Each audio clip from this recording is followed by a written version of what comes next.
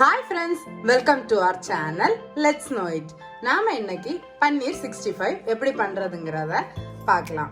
முதல்ல இதுக்கு தேவையான இன்கிரிடியன்ட்ஸ் என்னெல்லாம் பார்த்திரலாம். ஒரு 400 கிராம் அளவுக்கு பன்னீர் வந்து இந்த மாதிரி கியூப்ஸா கட் பண்ணி எடுத்து வச்சிருக்கேன். 4 டேபிள் ஸ்பூன் அளவுக்கு கார்ன்ஃப்ளவர், 2 டேபிள் ஸ்பூன் அரிசி மாவு, 1 டீஸ்பூன் இஞ்சி பூண்டு பேஸ்ட், அப்புறமா ஒரு 5-6 பச்சை மிளகாய் வந்து 2 கீறி எடுத்து வச்சிருக்கேன். அது கூடவே கொஞ்சம் கருவேப்பிலை, ஒரு பாதி எலுமிச்சம்பழத்துடைய ஜூஸ் எடுத்து வச்சிருக்கேன். அப்புறமா உப்பு தேவையான அளவுக்கு, 1/4 டீஸ்பூன் மஞ்சள் தூள், 1/4 teaspoon pepper, 1 teaspoon garam masala, 1/2 teaspoon மிளகாத்தூள். இது இவ்வளவும் எடுத்து வச்சிருக்கேன். முதல்ல இந்த மாவு ஐட்டம் அப்புறமா மசாலா இது எல்லாத்தையும் சேர்த்து ஒரு பேட்டர் மாதிரி மிக்ஸ் பண்ணி எடுத்துக்கலாம். ஒரு மிக்சிங் பவுல் எடுத்திருக்கேன். இதுல நாம எடுத்து வச்சிருக்கோம் இல்லையா கார்ன்ஃப்ளவர், இந்த கார்ன்ஃப்ளவர் இதெல்லாம் சேர்த்துக்கலாம். இந்த கார்ன்ஃப்ளவர் பாத்தீங்கன்னா 4 டேபிள் ஸ்பூன் அளவுக்கு எடுத்திருக்கேன். 4 டேபிள் ஸ்பூன் கார்ன்ஃப்ளவருக்கு 2 டேபிள் ஸ்பூன் அரிசி மாவு எடுத்திருக்கேன். நீங்க எந்த அரிசி மாவு வேணாலும் எடுத்துக்கலாம். பச்சை அரிசி மாவு இல்லை ஸ்டோரில் கிடைக்கக்கூடிய இடியப்பா மாவு, புட்டு மாவு, இந்த மாதிரி உள்ள எந்த மாவு வேணாலும் எடுத்துக்கலாம்.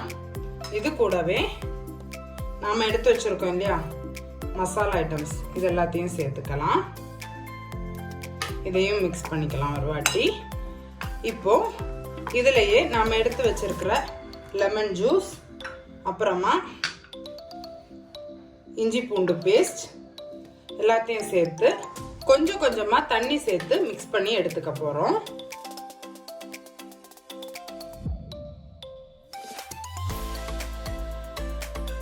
இப்ப பாத்தீங்கன்னா இந்த அளவுக்கு ஒரு திக் பேட்டர் கன்சிஸ்டன்சில நாம வந்து மாவு கரைச்சி வச்சிருக்கோம். இப்போ இதுல நாம கட் பண்ணி வச்சிருக்கோம் இல்லையா பன்னீர் பீசஸ், இதை வந்து சேர்த்துக்கலாம்.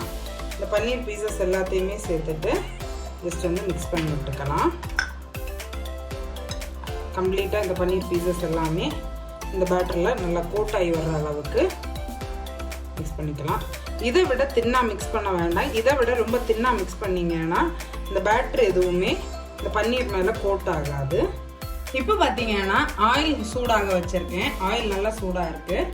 இதில் நம்ம ஒரு பன்னீர் பீசஸாக எடுத்து 1 by 1 வந்து போட்டு ஃப்ரை பண்ணிக்கலாம்.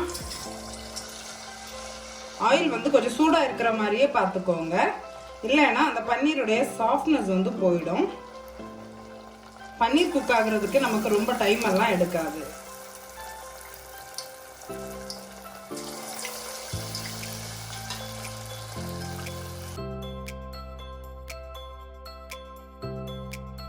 இப்போ இது கூடவே ஒரு 2 பச்சை மிளகாவும் கொஞ்சம் கருவேப்பிலையும் வந்து சேர்த்துக்கலாம். இது நம்மளோட ஃப்ரைக்கு ஒரு எக்ஸ்ட்ராடினரி ஃப்ளேவரை வந்து கொடுக்கும்.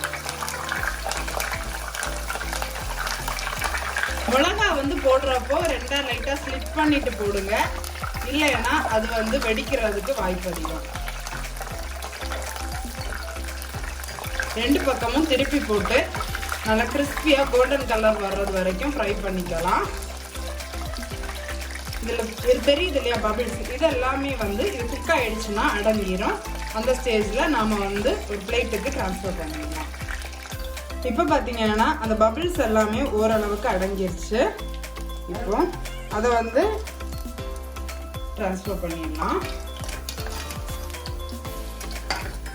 கூடவே அந்த கருவேப்பிலை, மிளகாய் எல்லாத்தையும் கூட ட்ரைன் பண்ணி எடுத்துடலாம்.